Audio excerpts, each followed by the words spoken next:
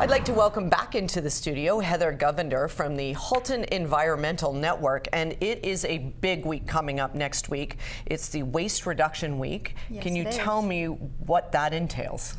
It's just a week to raise awareness about how much waste we produce, and for individuals and municipalities and community groups to hold initiatives to reduce their waste. And hopefully these will become lasting changes, but there's just a big push next week to hold big campaigns or anything that you can think of to reduce waste. So are there specific ones that are new to the system next week when Waste Reduction Week happens? A couple that you can tell us about?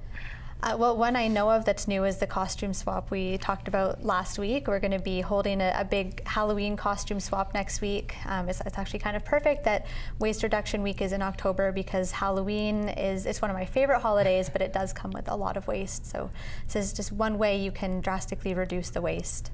And obviously a lot of those costumes are not being reused, and they're sometimes getting thrown out and filling in our landfills. So it's an excellent way to, you don't even have to buy one. You can bring one in and pick one up, and it can be a total swap. Yep, and even if you don't have, it's great if you do bring them in. It'll be way more successful if we get a lot of donations, but even if you don't have one to give up, you can still just come and take one.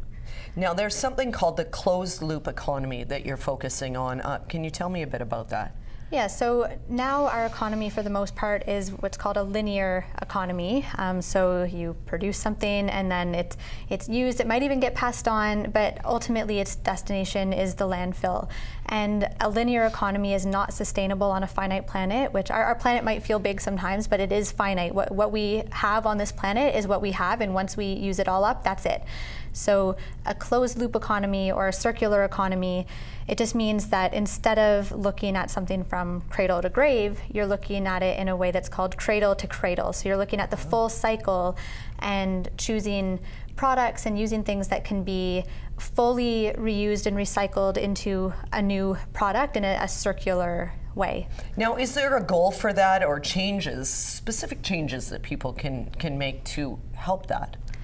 What people can do, I guess, is focus more on what the stuff that they're buying is made out of. So is it something that can be easily recycled or reused indefinitely?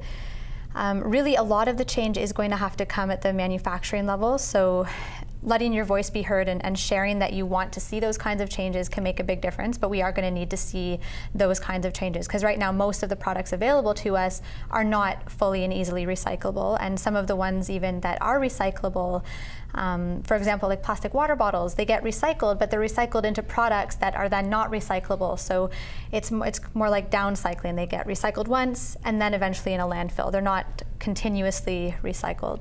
And you've made a film on this to help educate people. So we didn't make the film ourselves, but one of the programs that we run at the Halton Environmental Network is our Halton Green Screens program, where we show environmental films. And we're showing a fantastic film this Thursday and again on Saturday, October 20th, called Closing the Loop. And it's about a circular economy and a lot more in depth and detail about what needs to happen to reach that goal and why it's not only important, but necessary if we want to keep enjoying life on planet Earth. Well, let's put those details up on our screen so everybody can go take a look at these films.